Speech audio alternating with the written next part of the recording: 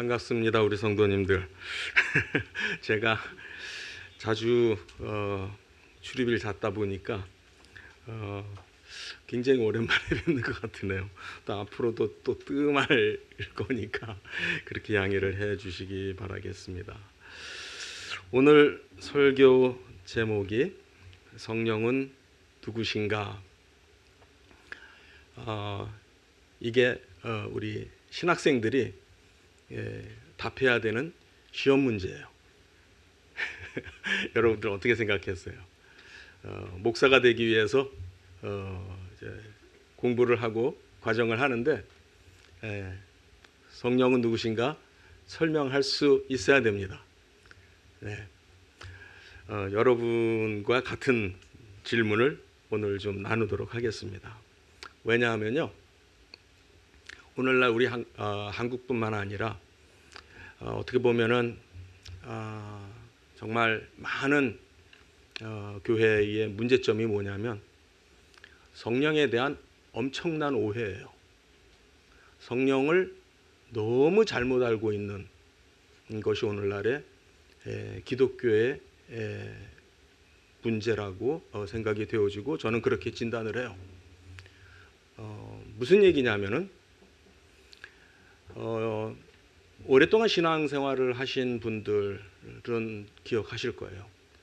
1973년도 그때 아직 안 태어나신 분들도 계실 테고 그때 빌리 그레함 목사님이 그때는 5.16 광장이라 그랬어요. 그죠, 목사님? 그때 이제 오셔서 대단한 집회를 하셨습니다.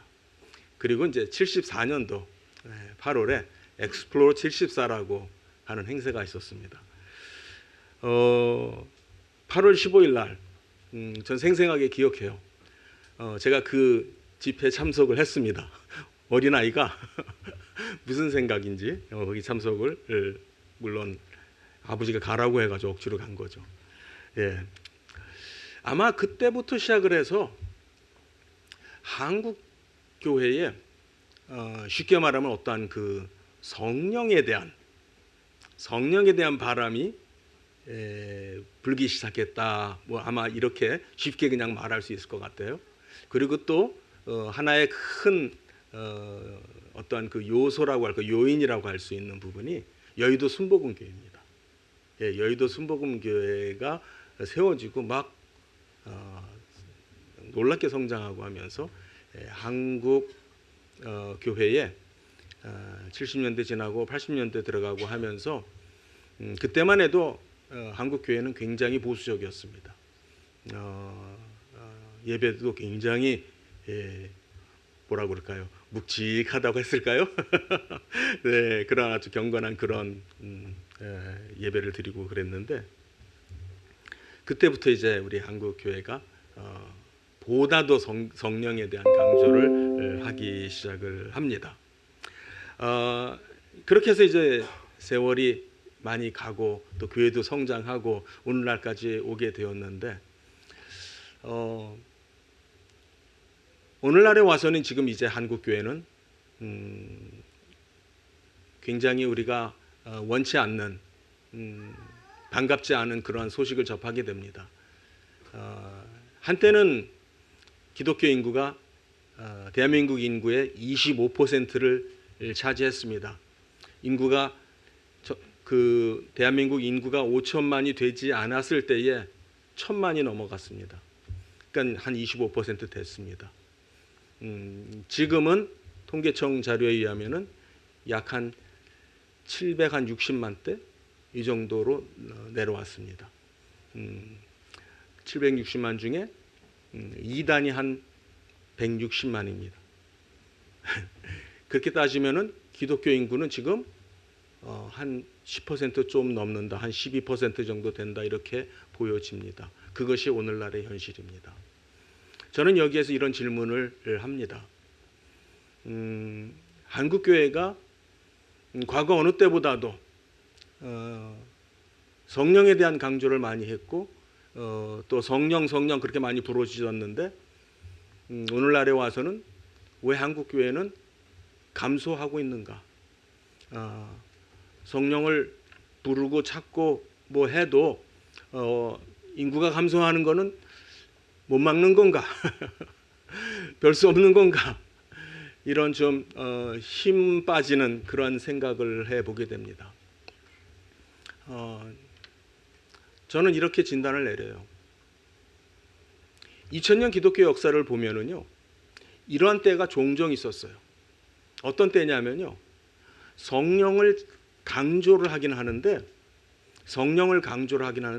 그 성령이 그리스도와 분리된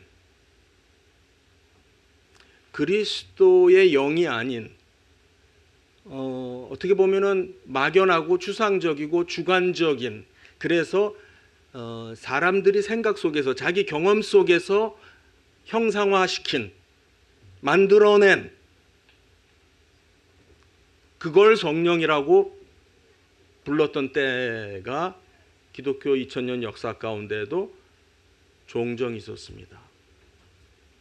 그럴 때마다 교회는 매우 힘든 시기를 겪었던 것을 보게 됩니다.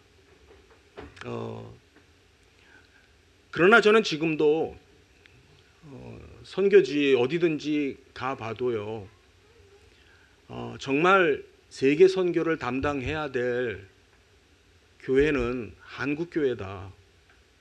저는 지금도 그렇게 생각하고요. 그렇게 생각을 할 수밖에 없어요.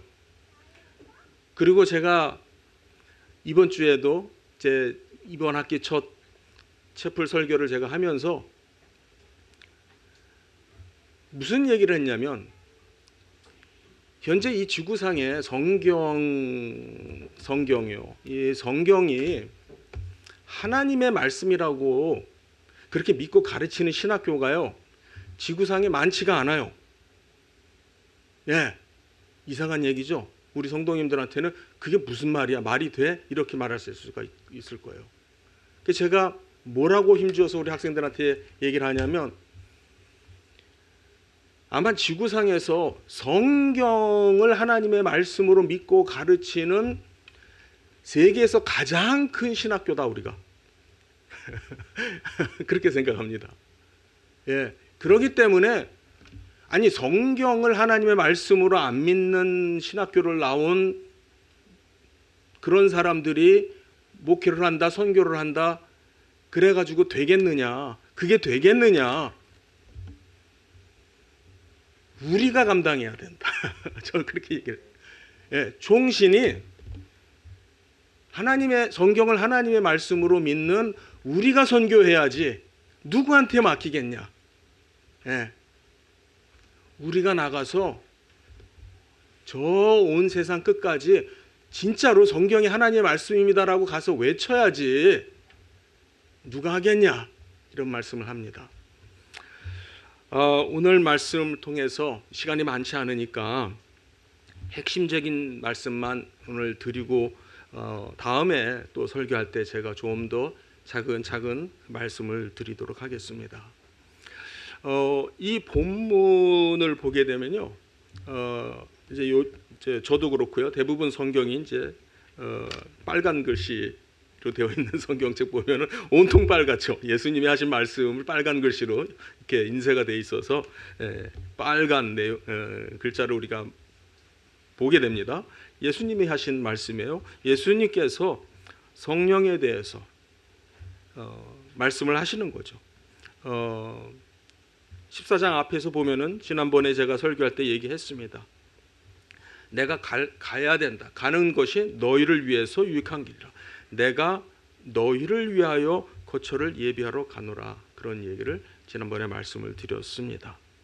그때 6절에 뭐라고 그랬냐면, 내가 곧 길이요 진리요 생명이니 나로 말미암지 않고는 아버지께로 올 자가 없느니라 라고 말했습니다. 근데 16절에 가서 이제 당신이 가신다고 앞에서 말을 한 다음에 16절에 가서는 이제 내가 다른 보혜사를 보내서 너희와 영원토록 함께 있도록 하겠다라는 말을 합니다. 예, 그러니까 아마도 좀 이런 느낌이 아닐까 싶어요. 예수님께서 제자들의 마음이 불안해하고 선생님 가시고 나면은 우리는 어쩌란 말입니까? 뭐 이런 느낌. 예. 저희들은 어떡하고요? 뭐 이런 느낌 아닐까 싶어요. 그 제자들에게 예수님께서 내가 또 다른 보혜사를 너희에게 보내서 영원토록 너희와 함께 있도록 할 거야. 그냥 같이 있을 거야. 그렇게 예수님께서 말씀하셨어요. 그리고 바로 17절에 이어서 말씀하십니다. 그런데 그 사이에 어떤 생각을, 어떤 느낌을 가질 수 있냐면 제자들의 마음에 그분은 누군데요? 그렇죠? 예. 보혜사를 보내신다고요? 그분은 누군데요? 그분이 누구세요? 그렇죠? 예, 그분이 누군데요? 그래서 우리 항상 함께 계시는 건가요? 라는 질문이 아마 제자들에게 있을 수 있었을 것 같아요. 예수님은 아마 그것도 아시는 듯 그는 진리의 영이야 이렇게 말을 합니다. 예, 그분이 누구냐면은 우리는 이 보혜사가 성령인 것 다 알죠. 그런데 아직 예수님은 그 단어는 아직 안 쓰고 계세요. 그러면서 성령을 내가 보낼 건데 그는 진리의 영이야 이렇게 말했습니다. 이것이 여러분들 굉장히 중요한 표현이에요. 사실 오늘 설교 제목을 이렇게 잡았어도 되는데 제가 좀 더 문제의식을 갖기 위해서 성령이 누구신가, 우리가 성령을 누구로 알아야 되는가, 그런 의도로 질문 형태로 제목을 달았습니다. 난데없는 답이에요. 그는 진리의 영이다. 이게 무슨 말씀이지? 그런데 여러분 불과 앞에 6절에 한 몇 분 지났을까요?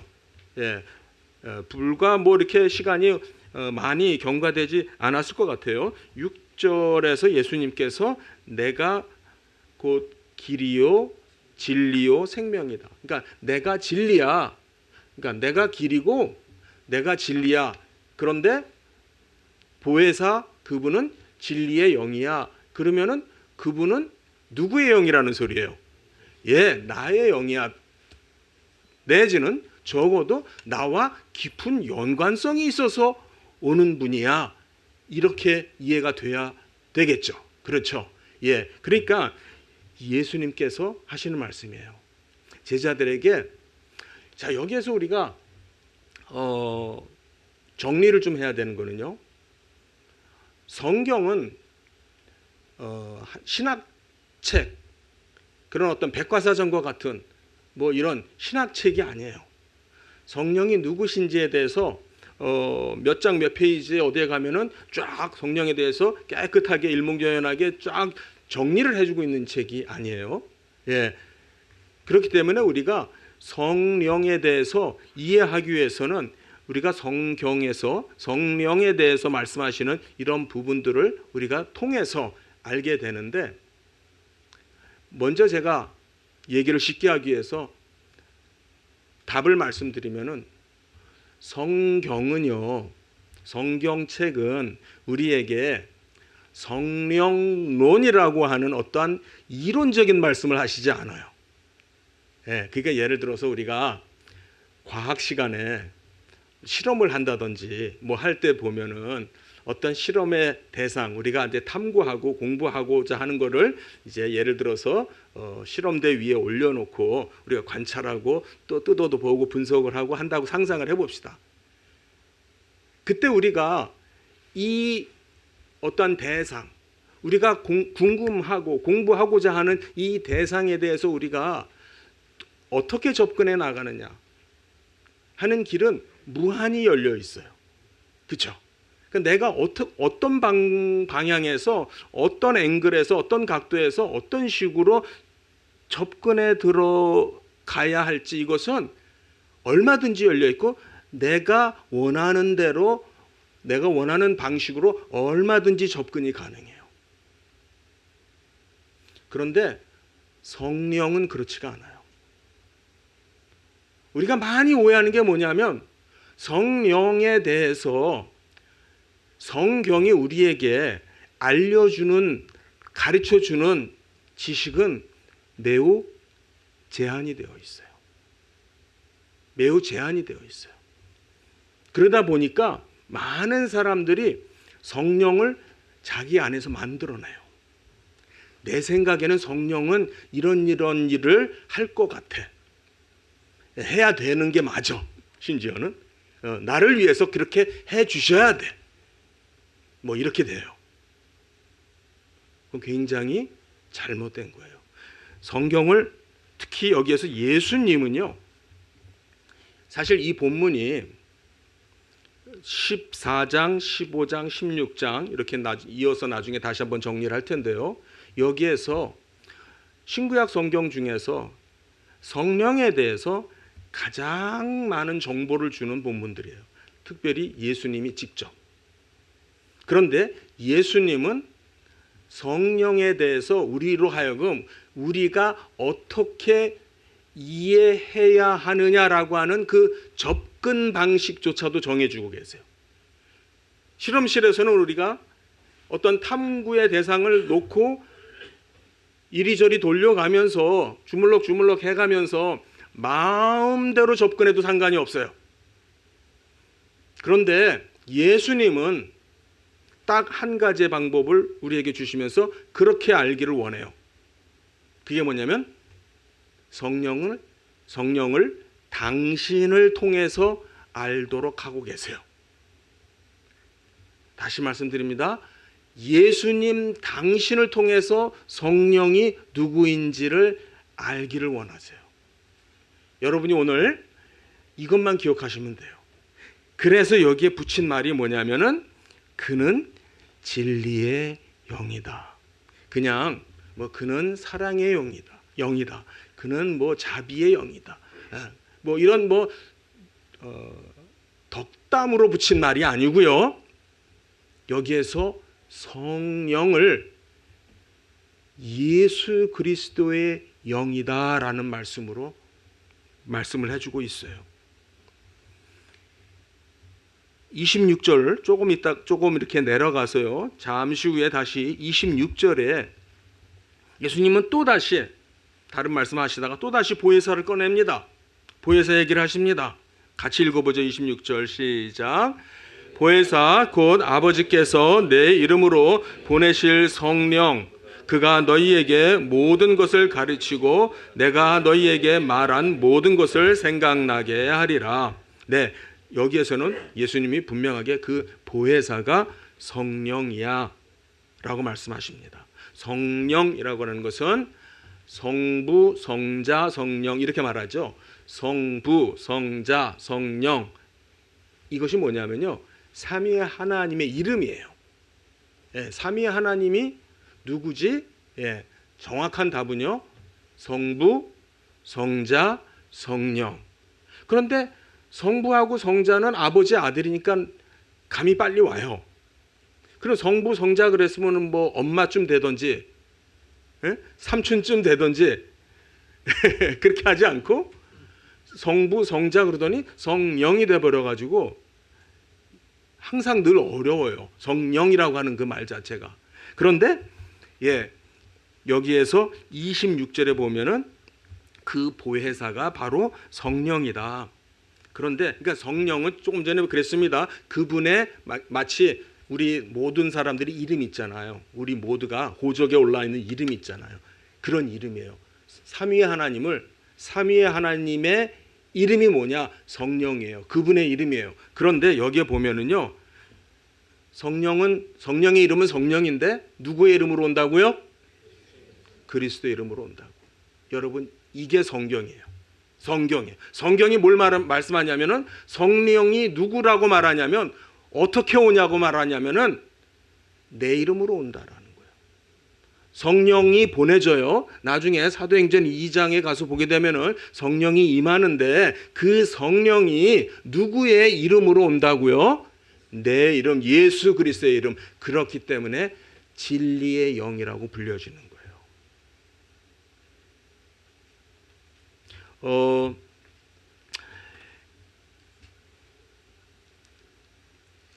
여기에서 보면은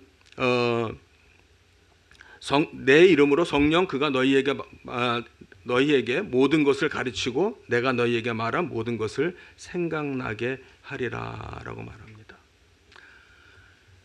그러니까 자 여러분들 대사나 특사나 이런 사람들이 다른 나라에 이렇게 어떤 특명을 가지고 보내줘요. 그래서 저 나라의 뭐 대통령이나 왕을 가서 이렇게 먼저 가서 인사를 하게 되고 이제 정식으로 뭐 이렇게 뭐 일을 시작하게 된다든지 그런 일이 있죠. 그 대사나 특사 이 사람들이 어느 나라에 갈 때 보내졌을 때 누구의 이름으로 갑니까?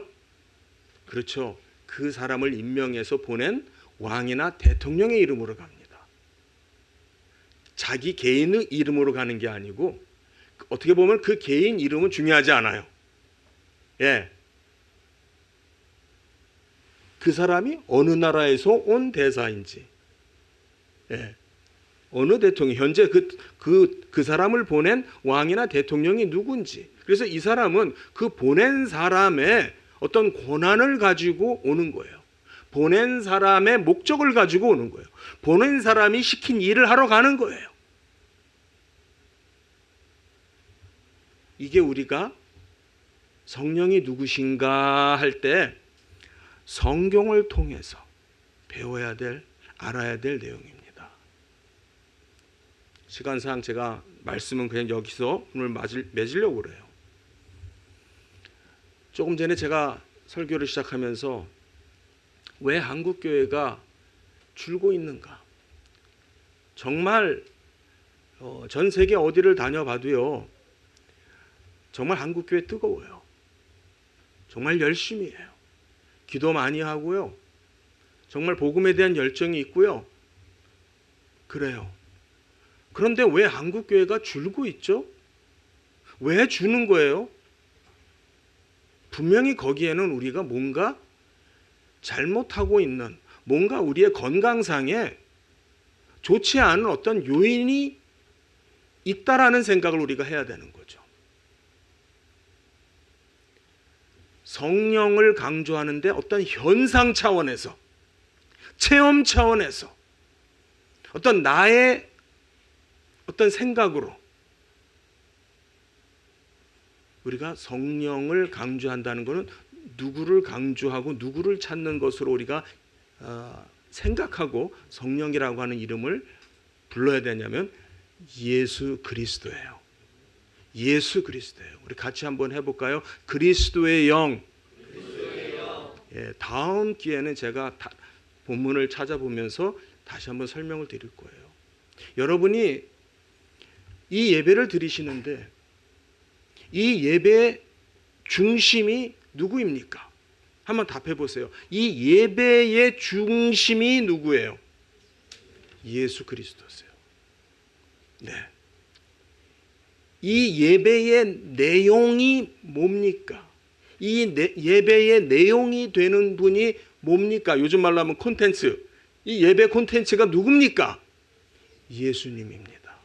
예수님이 우리를 위해서 어떻게 고난을 받으셨고 어떻게 죽으시고 부활하셨고 그걸 우리 마음 가운데에서 증거하시는 분이 성령, 바로 그리스도의 영. 그 일을 하러 오시는 것을 내 이름으로 온다라고 말을 합니다. 우리 성도님들 정말 예수님을 간절히 찾으시기 바랍니다. 우리가 오로지 해야 되는 것은요, 예수님을 찾고 예수님을 높이는 것만이 우리가 할 수 있는 일이고 해야 되는 일이에요. 우리가 예배 드리는 것도 똑같아요. 요한복음 4장 24절 전에 이미 설교했어요. 예, 우리가 어떻게 예배 드려요? 그렇게 하면 안 된다고 그랬죠. 신령과 진정 아니라 그랬어요. 그건 잘못된 번역이에요. 뭐예요? 영과 진리. 그때 영은 성령을 말하는 거고요. 진리는 누구예요? 예수 그리스도를 말합니다. 이 예배를 통해서 드러나야 하는 것은 진리 되신 예수 그리스도시고요. 그분께 영광이 돌려지는 것은 성령을 통해서예요. 예수 그리스도만이 이 예배의 콘텐츠고 성령만이 이 예배의 어떤 그 교통하심이, 하나님과 우리 사이에 교통하심이 가능하게 하는 분이 성령이세요. 바로 그분이 내 이름으로 온 예수님께서 내 이름으로 온 바로 그분 보혜사 성령이다 이렇게 말씀하신 것입니다. 우리 성도님들, 우리가 늘 성령님을 구해요. 성령께서 내 마음에 감동을 주시고 역사를 주시고 힘을 주셔서 오늘도 승리하게 해주세요 합니다.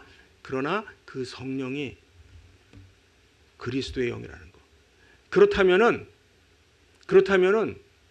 우리가 누구를 더 잘 알아야 돼요? 예수님을 잘 알아야 돼요. 더라는 말은 좀 어폐가 있는 말이고, 누구를 잘 알아야 되냐면은 예수님을 잘 알아야 돼요. 여러분, 예수님 잘 알려면은 뭐 해야 돼요? 그렇죠. 성경 말씀. 하나님의 말씀을 읽으면서 사모하면서 말씀 속에서 분명히 그리스도께서 역사하세요. 당신의 영을 내 마음속에서 역사하게 하시면서 은혜를 주세요. 여러분들, 주님을 높이고 주님을 사랑하고 늘 주님을 찾는다라고 하는 거는요, 하나님의 말씀을 가까이 하며 읽고 또 읽고 읽는 거를 즐거워하는 그런 성도님들 되시기를 바라겠습니다. 오늘 제가 시간이 많지 않아서 간략하게 말씀을 전했습니다. 같이 기도하겠습니다.